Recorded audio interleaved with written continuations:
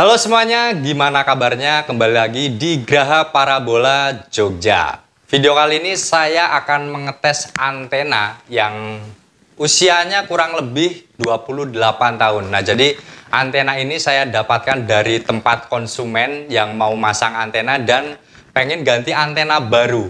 Nah, jadi untuk antena yang lama sudah tidak memungkinkan untuk penangkapan sinyal, kata si bapaknya.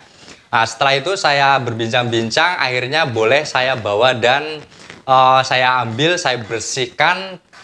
Dan sekarang saya mau tes untuk penangkapan sinyalnya, apakah masih bisa digunakan atau tidak. Nah, buat teman-teman yang belum nonton video pengambilan dan pembersihan si antenanya, bisa cek video saya sebelumnya.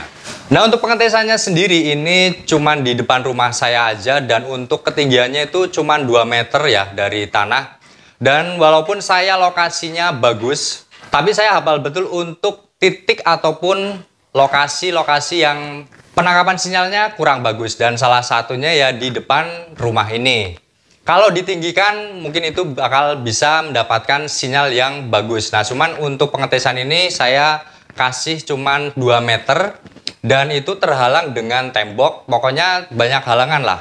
Jadi yang biasanya itu tidak bisa memungkinkan mendapatkan sinyal secara maksimal. Nah, sekarang kita lihat untuk posisi antenanya. Teman-teman bisa ikutin saya. Ini cuma di depan rumah saja. Dan untuk ketinggiannya ya teman-teman bisa lihat. Nah, ini teman-teman untuk posisi antena yang saya pasang di depan rumah. Nah, ini masih di bawah genteng ya. Dan teman-teman kalau pengen tahu di sini tuh nabrak sama bangunan-bangunan. Kalau ditinggikan pasti lebih bagus. Cuman untuk pengetesan kali ini saya nggak tinggi-tinggi aja, 2 meter. Untuk pembuktian apakah si antena ini bisa menangkap sinyal secara bagus. Karena biasanya ya di sini tuh kurang bagus untuk lokasinya. Dan teman-teman bisa lihat ya, untuk antenanya ini sudah terlihat bersih, sudah terlihat benar-benar antena dibanding video sebelumnya itu benar-benar buluk kayak saya. Sekarang kita lihat untuk sinyal di tiap-tiap per frekuensinya. Nah, ini teman-teman bisa lihat ya, untuk kabelnya ini masuk. Jadi bukan tipu-tipu kita pembuktian real. Oke teman-teman, ini saya sudah di depan TV dan ini saya bakalan cek untuk sinyal di tiap frekuensinya. Untuk di Jogja sendiri ada 6 frekuensi dimulai dari 25. Kita masuk ke menu dan kita pilih untuk pencarian manual. Karena kita mau lihat di tiap-tiap frekuensi ya, jadi tidak di pencarian otomatis. Karena ini untuk pengecekan sinyal. Di frekuensi 25 kita lihat mendapatkan berapa persen. Untuk channel 25 ini mendapatkan 79-78%. Cukup lumayan bagus. Next di frekuensi 27. Ini agak delay ya, nunggu lambat. Nah, ini mendapatkan 75-76, ya segitulah, 70% ke atas. Oke, next di frekuensi 29. Nah, untuk frekuensi 29 ini cukup lumayan tinggi. Ini bisa mendapatkan 83-82%. Cukup bagus. Next ke 35. Di frekuensi 35 kita mendapatkan 77%. Mantap, mantap banget. Saya nggak nyangka ya, antena yang sudah berusia sangat tua ternyata masih bagus untuk penangkapan sinyalnya. Nah, ini selanjutnya di frekuensi 41 kita mendapatkan 80%-an. Mantap juga.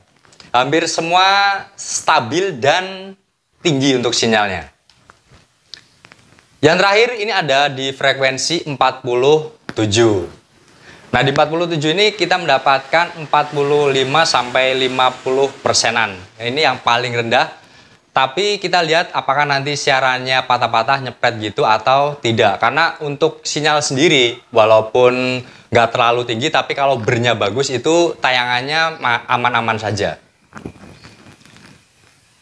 Nah, jadi ini sudah mendapatkan sinyal semua di tiap-tiap per frekuensi dan ini juga sudah saya scan. Jadi kita tinggal nonton aja untuk kualitas tayangannya.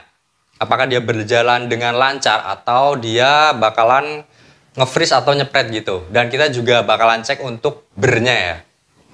Oke, kita tunggu dulu karena agak delay. Nah, ini untuk MTech Group ya. Di sini sinyalnya 77% dan untuk bernya di tengah-tengah kita tunggu biasanya naik. Nah, ini bernya sudah maksimal dan pastinya stabil. Nah, kita mau lihat untuk yang channel 47 itu ya punyanya Transcorp Group. Nah, kita lihat yang tadi sinyalnya tipis ya.